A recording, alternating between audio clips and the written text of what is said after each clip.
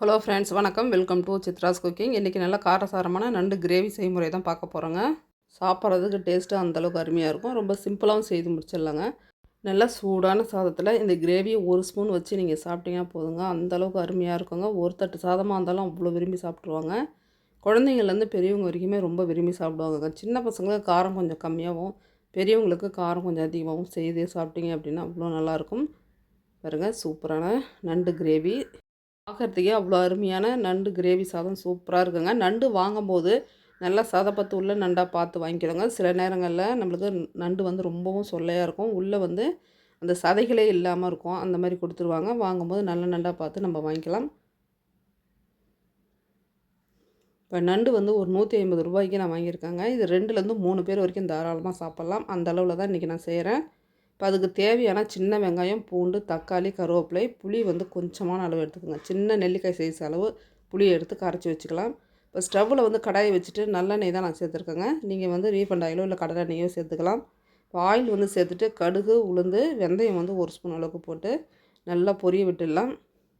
இப்போ கடுகு நல்லா பொரிஞ்சதுக்கு பிறகு இடித்து வச்சுருந்த பூண்டை சேர்த்துட்டு சின்ன வெங்காயம் சேர்த்து நல்லா வதக்கி விடுங்க.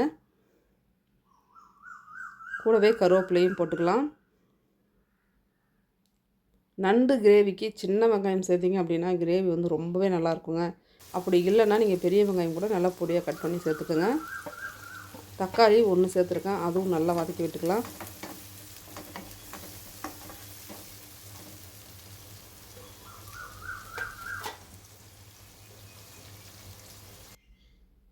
இப்போ வெங்காயம், தக்காளி எல்லாமே நல்லா வதங்கி வந்துருச்சுங்க. நம்ம பார்க்கும்போதே தெரியுது தக்காளியும் சரி வெங்காயமும் அந்தளவுக்கு வதங்கியிருக்கு. வதங்கின பிறகு நண்டை வந்து நல்லா க்ளீன் பண்ணி வச்சுருக்கோங்க. அதை வந்து அதில் சேர்த்துடலாம். நண்டு வந்து கிரேவியாக இருந்தாலும் சரி, குழம்பாக இருந்தாலும் சரிங்க, அந்தளவுக்கு டேஸ்ட்டு அவ்வளோ அருமையாக இருக்கும். ஏற்கனவே நம்மளோட சேனலில் நண்டு குழம்பு ரெசிபி நான் போட்டிருக்கேன். உங்களுக்கு விருப்பம் இருந்தது அப்படின்னா நீங்கள் வந்து டிஸ்கிரிப்ஷனில் இருக்குது, செக் பண்ணி பாருங்கள்.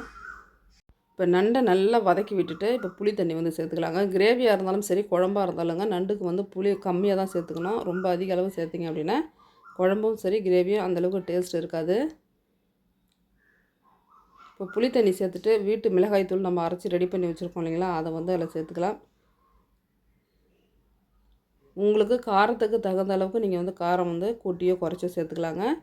கொஞ்சமாக கலருக்காக காஷ்மீரி மிளகாய்த்தூள் வந்து 1 ஸ்பூன் அளவுக்கு நான் சேர்த்துருக்கேன். உப்பு தேவையான அளவுக்குங்க சேர்த்துட்டு நல்லா கலந்து விட்டுடலாம்.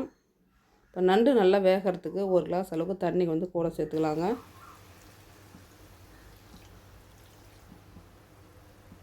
இப்போ தண்ணி சேர்த்துட்டு நல்லா கலந்து விட்டு மூடி போட்டு வச்சிடலாம்.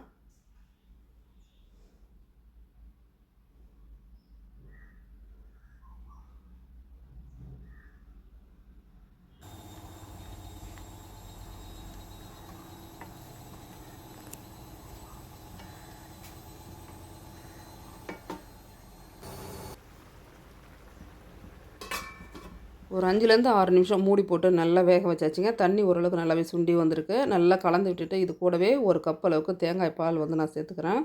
நீங்கள் தேங்காவும் அரைச்சி ஊற்றிக்கலாம். நான் வந்து நல்லா பாலாக புழிஞ்சிட்டு தேங்காய் பாலாக சேர்த்துருக்காங்க. தேங்காய் பால் சேர்க்கும்போது கிரேவி வந்து டேஸ்ட்டு ரொம்ப நல்லாயிருக்கும். நீங்கள் இது கூடவே முந்திரி பருப்பு இருந்தாலும் அரைச்சி சேர்த்திங்க அப்படின்னாலும் கிரேவி வந்து இன்னும் கொஞ்சம் திக்னஸாகவே இருக்குங்க நம்மளுக்கு. இப்போ தேங்காய் பால் சேர்த்து நல்லா கலந்து விட்டு மறுபடியும் ஒரு 5லேருந்து 6 நிமிஷம் வரைக்கும் நல்லா கொதிக்க விடலாங்க. இப்போ நல்லா கலந்து விட்டுட்டு மூடி போட்டுடுறேன்.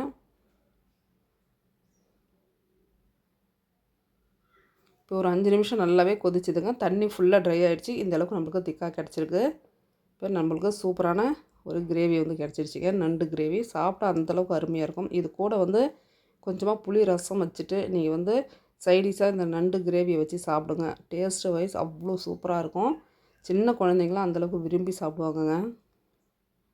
இப்போ சூப்பரான நண்டு கிரேவி நம்மளுக்கு ரெடி ஆகிடுச்சிங்க நல்லா திக்காக. இந்த கிரேவி வந்து இட்லி, தோசைக்கு ரொம்பவே நல்லாயிருக்குங்க. சப்பாத்திக்கு கூட வச்சு சாப்பிட்டிங்க அப்படின்னா ரொம்ப நல்லாயிருக்கும். நல்லா சூடான சாதத்தில் இப்போ கொஞ்சமான அளவு நண்டு கிரேவி வச்சு நான் சாப்பிட்றேன்.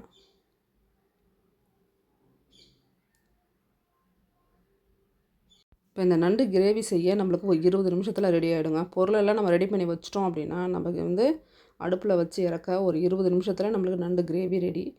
காலையிலே கூட நம்ம டக்குன்னு ரெடி பண்ணி லஞ்சுக்கு பசங்களுக்கு வந்து ரெடி பண்ணி கொடுத்து அனுப்பிடலாங்க.